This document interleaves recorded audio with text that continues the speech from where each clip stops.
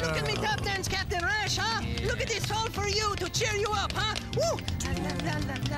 Ooh, and this way, look at me go, huh? Ooh, look at the feet, they're tapping, dancing like crazy, you know? Woo! Woo! La, la, la, la, la, la. Look at my feet, they're on fire almost for dancing so good. Woohoo! Oh, that really hurt. I think I've sprained my tail. Yes, well, normally I'd laugh at your misfortune, Tortilla, but today I'm so bored I can't be bothered to laugh. Even if my tail broke off? Huh? Huh? No, still bored. Oh, boy, that one always gets a chuckle. When's dinner? Soon, I guess. Oh! I know what I can do, What if I spin around and around? Then I will be so dizzy, I am bound to do something stupid and entertaining, huh? Oh, go on, then. Okay, I will spin. 1, and a 2, and a 3, here I go, whoa! Woo, spinning now, look at me go! Whoa! Hello! This will cheer you up, no doubt, huh? Woo-hoo-hoo-hoo! Oh, goody! Pepper and Sneeze are back. No doubt with some treasure from the human world. I'm getting dizzy here. Oh,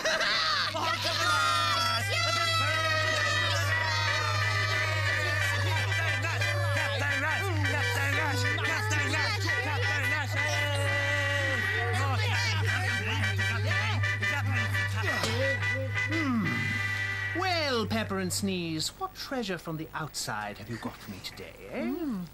It's a dummy's hand.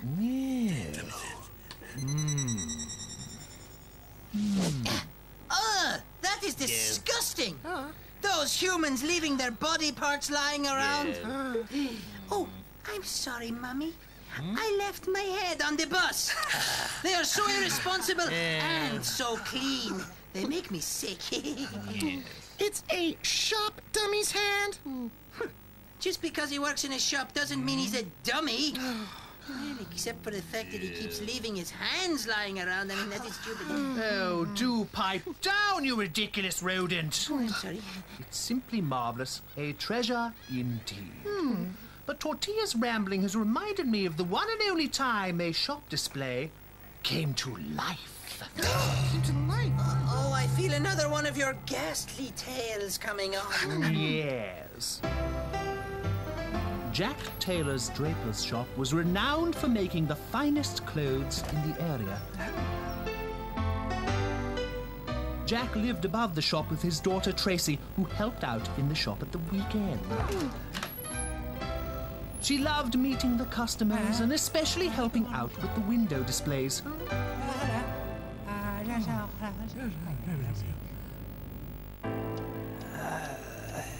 Poor Tracy's father became ill, and on his deathbed, Tracy's Aunt Simone, who Tracy didn't know very well at all, persuaded her father to sign over the shop to her, and in exchange, she would look after Tracy.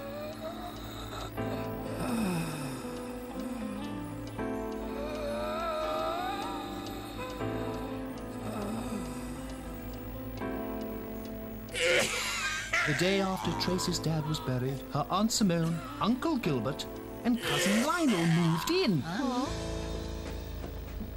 Tracy was kicked out of her bedroom and told to sleep downstairs on the shop floor. Oh, that's so unfair.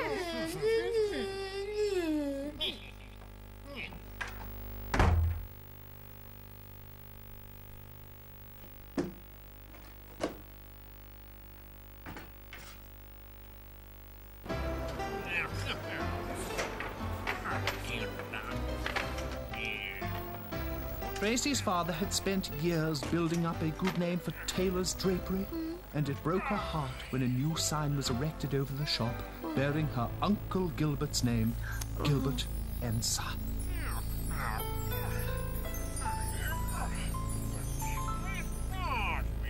Hands up who likes Uncle Gilbert and Cousin Lionel. No way. Me neither.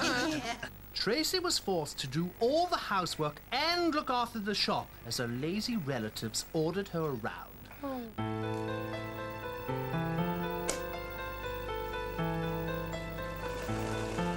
She sat at the sewing machine every night, her aching fingers worn to the bone, trying to finish an order that would normally take 5 people to complete. Why didn't they get people in to help? But why would they pay for staff when they had their own slaves? Years passed by. Well, things never got any better. Tracy had become a virtual prisoner in the shop, working every waking hour as her relatives got greedier and greedier. Come on.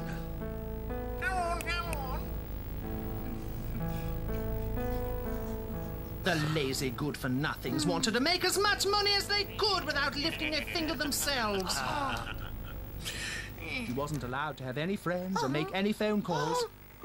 Out of pure loneliness, she'd begun talking to the shop mannequins. Why would she talk to a small square piece of cloth? Even if it was ingeniously folded to look like a swan. What? Not a napkin, you snivelling toad. A mannequin! A mannequin! He doesn't get it, does he? The shop dummies! She talked to the shop dummies, you dummy! Oh, I knew that! Yes, the poor girl was slowly losing her mind. But talking to her inanimate friends seemed to help her cope. Hello, you. You look beautiful today. Tracy pretended the bridesmaid mannequin was her best friend from school. So she spent hours reminiscing about the good old days.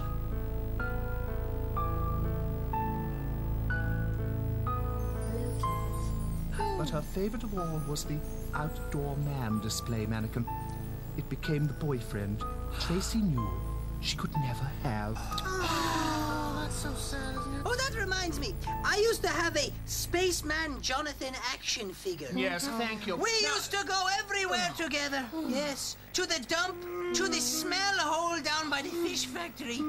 We talk for hours about time travel and space creatures.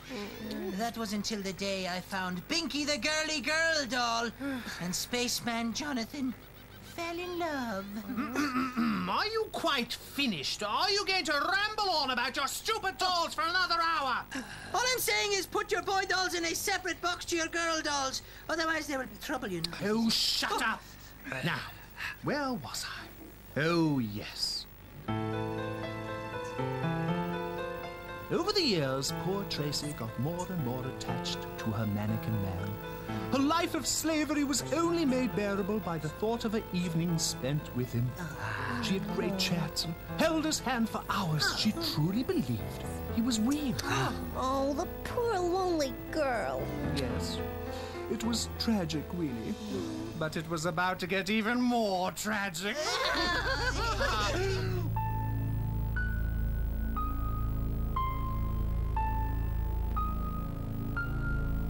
One evening, her mean cousin Lionel spied poor Tracy talking to her dummy Dearest. He thought it was hilarious that his stupid cousin was talking to his shop dummy. He was going to tell his parents straight away, but then decided not to tell them until after he played a little trick on Tracy. Putting sand in someone's underpants may seem like a fun idea at the time, but it will end in Over the next couple of days, Lionel worked at a little bit of arts and crafts in his bedroom.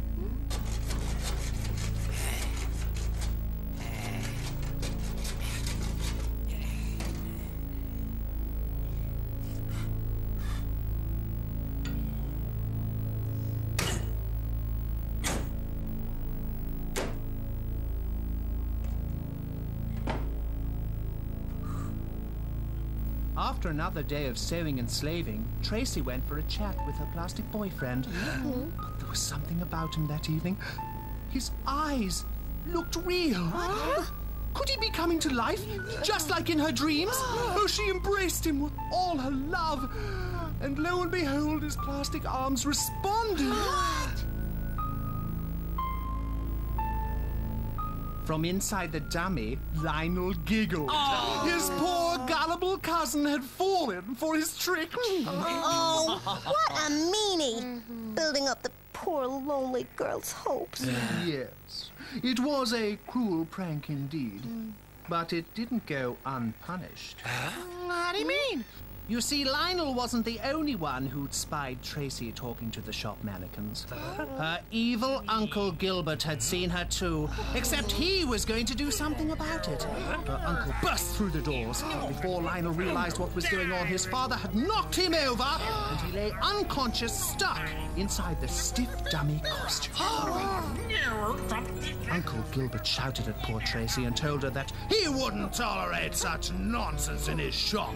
Tracy protested as her mean Uncle Gilbert dragged her dummy Dearest across the floor and out onto the street.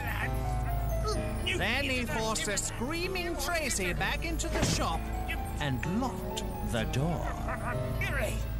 Finally, he dumped the dummy into a passing bin lorry. And that put an end to that.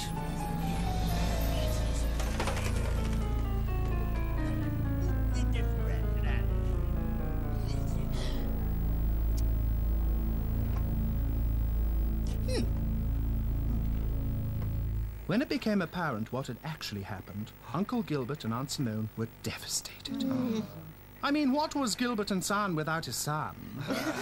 But it was hard to feel too sorry for them, as they were victims of their own cruel ways. Tracy's uncle and aunt just upped and left.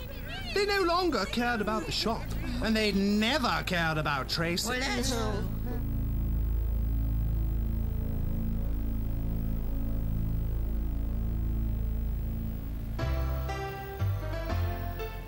A few days later, Tracy opened the shop once more, proud that it was once again Taylor's Drapery. And from that day on, she never felt the need to talk to the mannequins ever again. They get rid of the mannequins.